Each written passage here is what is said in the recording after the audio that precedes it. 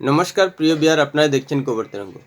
বর্তমান পরিস্থিতিতে দাঁড়িয়ে পাকিস্তানের সঙ্গে যে খারাপ সম্পর্ক রয়েছে ভারতের, তার থেকেও মনে হচ্ছে বাংলাদেশের সঙ্গে ভারতের খারাপ সম্পর্ক, এবং শুধু ছোটো দেশ বলেই ভারত এড়িয়ে যাচ্ছে।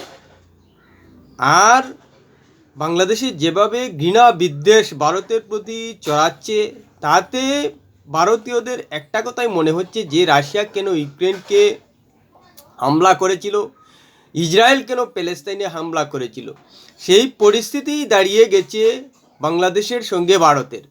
যার কারণেই চট্টগ্রাম সীমান্তে, ত্রিপুরায়, আসামে ভারত সেনা মোতায়েন করছে এবং পিনাকে মিসাইল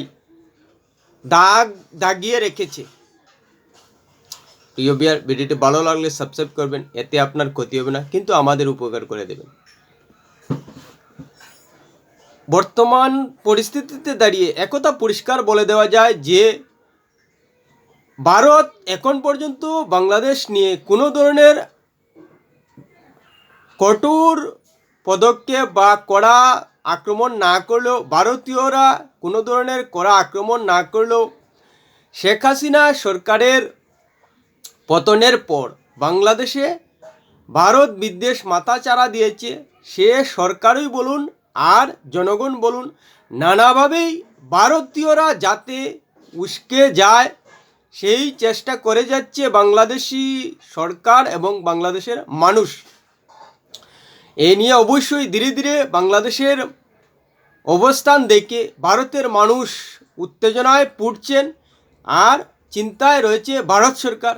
স্বাভাবিকভাবেই বাংলাদেশের বর্তমান পরিস্থিতিতে দাঁড়িয়ে পর্যালোচনা করে একটা বিষয় পরিষ্কার হয়ে গেছে যে দুটি দেশের সম্পর্ক কী করে তলানিতে যায়, বাংলাদেশ তার জ্বলন্ত উদাহরণ হয়ে থাকবে।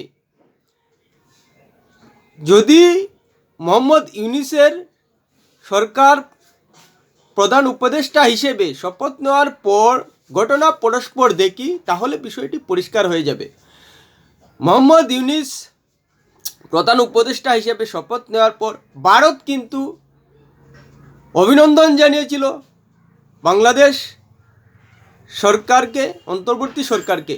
যদিও শেখ হাসিনাকে ভারত আশ্রয় দিয়েছে মানবতার খাতিরে, তবুও অন্তর্বর্তী সরকারকে ভারত সরকার সরকারিভাবে অভিনন্দন জানিয়েছিল। কিন্তু অন্তর্বর্তী সরকার প্রতিষ্ঠিত হওয়ার পরই ভারত বিদ্বেষ বাংলাদেশে মাথাচাড়া দিয়েছে। সেই হিসেবেই সরকারে বসার সাথে সাথেই প্রধান উপদেষ্টা মোহাম্মদ ইউনূস ভারতের বিরুদ্ধে হুমকি দিয়ে বললেন যে বাংলাদেশে যদি অস্থিরতা সৃষ্টি হয় তাহলে ভারতের উত্তর পূর্বও স্থির থাকবে না। সরাসরি হুমকি। তারপর দেখলাম যে অন্যতম উপদেষ্টা এবং সমন্বয়ক নাহিদ ইসলাম বন্যা নিয়ে, উত্তর পূর্ব থেকে অধিক বৃষ্টিপাত হওয়ায় ফেনী অঞ্চল ভেসে গিয়েছিল, সে নিয়ে একজন উপদেষ্টা হয়ে সরকারি আধিকারিকদের সঙ্গে সমন্বয় না রেখেই বলে দিলেন যে ভারতের সমস্যা, ভারত নাকি জল ছেড়ে দিয়েছে। ভারত বিদ্বেষ মানসিকতা যে নাহিদ ইসলামের মনে রয়েছে সেটাও পরিষ্কার হয়ে গেছে। তাছাড়া বিভিন্ন উপদেষ্টা বারবার ভারতের বিরুদ্ধে অভিযোগ জানাচ্ছে, বিদ্বেষ জানাচ্ছে। সেই হিসেবে আনসারুল্লাহ বাংলা টিমের জঙ্গি জসিমউদ্দিন রহমানিকে ছেড়ে দেওয়ার পর জসিমউদ্দিন রহমানি ভারতের বিরুদ্ধে সরাসরি হুমকি দিয়েছে যে উত্তর পূর্বকে আলাদা করার, পশ্চিমবঙ্গকে স্বাধীনতা ঘোষণা করার, কাশ্মীরকে আলাদা করার, ভারতের আভ্যন্তরীণ এবং সার্বভৌমত্ব নিয়েই হুমকি দিচ্ছে সন্ত্রাসী সংগঠন। পড়ুককে বলা যায় সরকার তরফ থেকেই, কেননা বাংলাদেশ সরকারই জসিমউদ্দিনকে ছেড়ে দিয়েছিল, যার জন্য জসিমউদ্দিন এভাবে সোশ্যাল মিডিয়ায় নিজের মন্তব্য ছাড়তে পেরেছিল। তারপর দেখা গেল যে পাকিস্তানের সঙ্গে ভারতের চিরশত্রুতা রয়েছে, সেই পাকিস্তানের সঙ্গে সম্পর্ক ঘনিষ্ঠ করার চেষ্টা করে যাচ্ছে বাংলাদেশ, পড়ুককে ভারতকে বার্তা দিতে, কূটনৈতিক সম্পর্ক খারাপ করতে। অথচ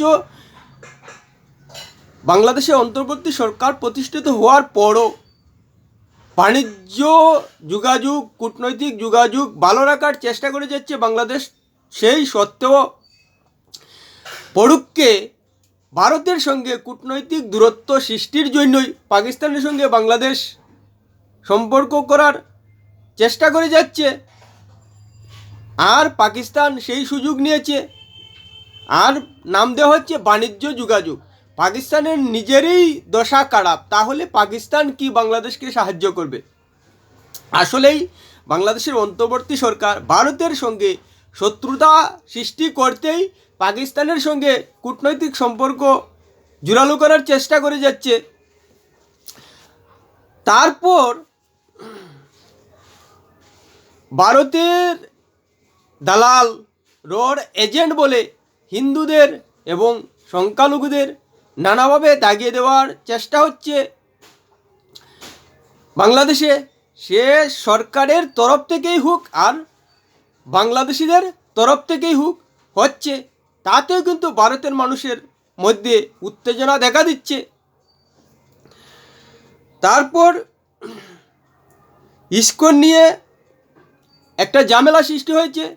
চিন্ময় কৃষ্ণ দাস সংখ্যালঘুদের নির্যাতনের হাত থেকে বাঁচাতে এবং আইন আনতে লড়াই করে যাচ্ছেন, তাতেও নাকি বাংলাদেশের সরকার এবং বাংলাদেশের মানুষ বলছেন এখানে ভারতের চক্রান্ত রয়েছে, তাই ভারতের বিরুদ্ধে ঘৃণা বিদ্বেষ নানাভাবেই চড়াচ্ছে। তারপর ভারতের মানুষকে, বিশেষ করে কলকাতার বেলগড়িয়ার মানুষকে বাংলাদেশে যাওয়ার পর মারধর করেছে। অর্থাৎ ভারতীয় দেখলেই বাংলাদেশিদের রাগ উঠে যায় এবং মারধরের পর্যায়ে পর্যন্ত পৌঁছে যাচ্ছে। শেষ তথ্য হলো যে Bangladesh university of engineering and technological ক্যাম্পাসের সামনে ভারতের পতাকা মাটিতে পেতে রাখা হয়েছে এবং তা দিয়ে বুয়েটের ছাত্রছাত্রীরা হেঁটে যাচ্ছে।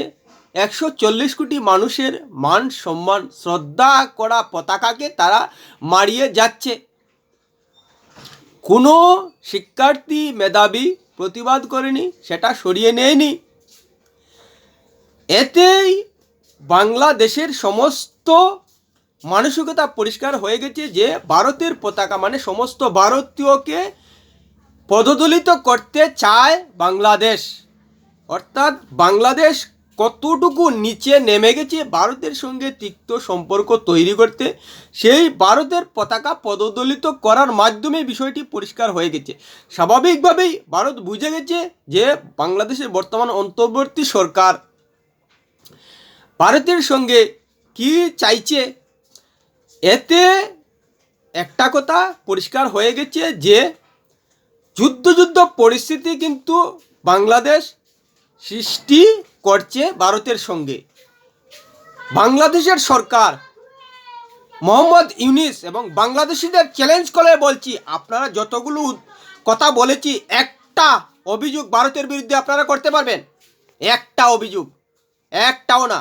এতগুলো কাণ্ড করেছেন, তারপরেও কিন্তু ভারত এখনও নীরব রয়েছে, এখনও সৌজন্যতা দেখিয়ে যাচ্ছে আন্তর্জাতিক বিষয় বলে। এখনও বাংলাদেশের আভ্যন্তরীণ বিষয় নিয়ে তেমনভাবে কিছু বলছে না সরকারি তরফ থেকে। কোনো রাজনৈতিক নেতা সেভাবে বাংলাদেশের বিরুদ্ধে আক্রমণাত্মক কথা বলছেন না। শুধু শুভেন্দু অধিকারী এবং ত্রিপুরার মুখ্যমন্ত্রী মানিক সাহা বলেছেন যে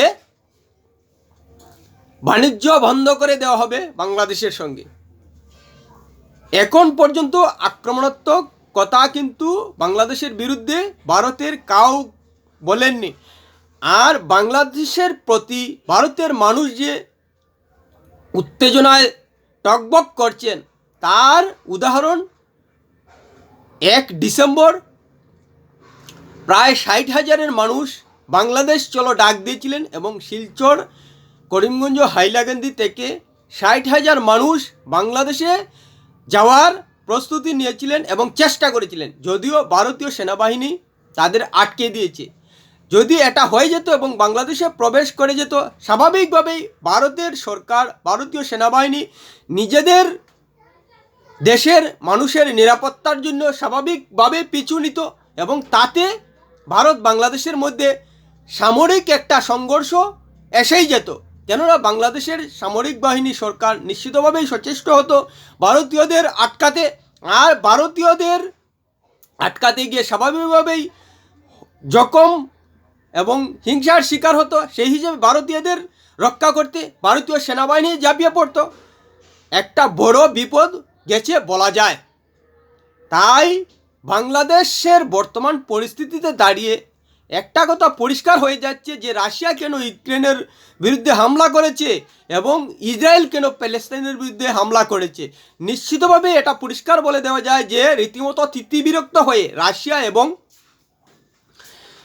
ইসরায়েল প্যালেস্তাইনের এবং ইউক্রেনের উপর হামলা চালিয়েছে। এবার অদূর ভবিষ্যতে কিছু বলা যায় না, যেহেতু ভারত আগ বাড়িয়ে এখন পর্যন্ত কোনো দেশের সঙ্গে সংঘর্ষে লিপ্ত হয়নি, বরং আক্রমণের শিকার হলেই ভারত জবাব দেয়। এবার ভারতের বিরুদ্ধে যেভাবে বাংলাদেশের মানুষ আক্রমণাত্মক হয়ে রয়েছে এবং ভারতীয়রা যেভাবে উত্তেজনায় টগবগ করছে, বলা যায় যে যে কোনো পরিস্থিতিতে ভারতের ধৈর্যের বাঁধ ভেঙে যেতে পারে এবং আগ বাড়িয়ে আক্রমণ করতেও পারে। কেননা সময় কখন কী কথা বলে সে কারো দ্বারা সম্ভব নয় বলা। তাই বাংলাদেশের ভিতরে যেভাবে ভারতের বিরুদ্ধে আক্রমণাত্মক পরিস্থিতি তৈরি হয়েছে, সে অন্তর্বর্তী সরকারের উপদেষ্টারাই বলুন আর বাংলাদেশের মানুষের ক্ষেত্রেই বলুন, সবাই কিন্তু ভারতের বিরুদ্ধে নানাভাবে আক্রমণাত্মক কথাবার্তা চালিয়ে যাচ্ছে। আর এতে এখন পর্যন্ত ভারত সরকার ধৈর্য রাখছে, কিন্তু ভারতীয়রা উত্তেজনায় টগবগ করছে এবং বাংলাদেশের বিরুদ্ধে যাতে ভারত করা পদক্ষেপ নেয় সেটা কিন্তু ভারতের জনগণ চাইছে। আর ভারতের জনগণ যখন একবার দাবি তুলতে শুরু করবেন, তখন কিন্তু ভারত আগ বাড়িয়ে আক্রমণ করে না, সেই ধৈর্যটা রাখতে পারবে না। তাই এখনও সময় রয়েছে। বাংলাদেশের অন্তর্বর্তী সরকারকে বলবো যে আমার যে প্রতিবেদনে যতগুলো অভিযোগ করেছেন সেই সব অভিযোগগুলো ভারতের বিরুদ্ধে যাতে আর বাংলাদেশে না হয় সেই নিয়ে সতর্ক হন, না হলে কিন্তু কিছুই বলা যায় না। এখন বর্তমানে পৃথিবীতে যুদ্ধের পরিস্থিতি তৈরি হয়ে রয়েছে, সেই জায়গায় দাঁড়িয়ে বাংলাদেশের আক্রমণাত্মক পরিস্থিতি দেখে প্রতিবেশী হিসেবে ভারত সরকার এবং ভারতীয়রা কতটুকু ধৈর্য রাখতে পারবেন সেটা কিন্তু সময়ও সঠিক করে বলতে পারবে না। তাই ভারত এবং বাংলাদেশের মধ্যে যাতে যুদ্ধ পরিস্থিতি সৃষ্টি না হয় এবং সৃষ্টি করার চেষ্টা না করেন বাংলাদেশের অন্তর্বর্তী সরকার এবং বাংলাদেশিরা, সে নিয়ে এখন থেকেই সচেষ্ট হন। কারণ যুদ্ধ একবার বেঁধে গেলে কিন্তু ন্যায় অন্যায় কিছু থাকবে না। যুদ্ধক্ষেত্রে কোনো ন্যায় অন্যায় হয় না, কিন্তু তখন প্যালেস্তাইনের মতো মানবতার জন্য কাঁদলে লাভ হবে না। কারণ ভারতের ধৈর্যের সীমা ভেঙে গেলেই কিন্তু আক্রমণের পরিস্থিতি সৃষ্টি হবে। আর সেটা যে একতরফা বাংলাদেশ ভারতকে উত্তেজিত করছে সেটা তো বলেই দিলাম। তাই বাংলাদেশিদের এবং বাংলাদেশের সরকারকে বলবো যে প্রতিবেশীকে উত্তেজিত করার চেষ্টা থেকে বিরত থাকুন। যদি শান্তিপূর্ণভাবে দেশটাকে চালাতে চান এবং শান্তিপূর্ণভাবে দেশের মানুষকে পরিচালিত করতে চান, প্রতিবেশীকে উত্তেজিত করে কোনো অবস্থায় শান্তিতে থাকতে পারবেন না। কারণ ধৈর্যেরও একটা সীমা রয়েছে, সেটা এখন পর্যন্ত ভারত রেখেছে এবং সেই ধৈর্যটা এখনও সময় রয়েছে, রাখতে দিন। না হলে কিন্তু যুদ্ধ পরিস্থিতি রয়েছে পৃথিবীতে, সেই জায়গায় দাঁড়িয়ে ভারতেরও ধৈর্যের বাঁধ ভেঙে যেতে পারে এবং ভারত আগ বাড়িয়ে লাগে না এবং লাগবে না, সেটা কখনো ভাববেন না।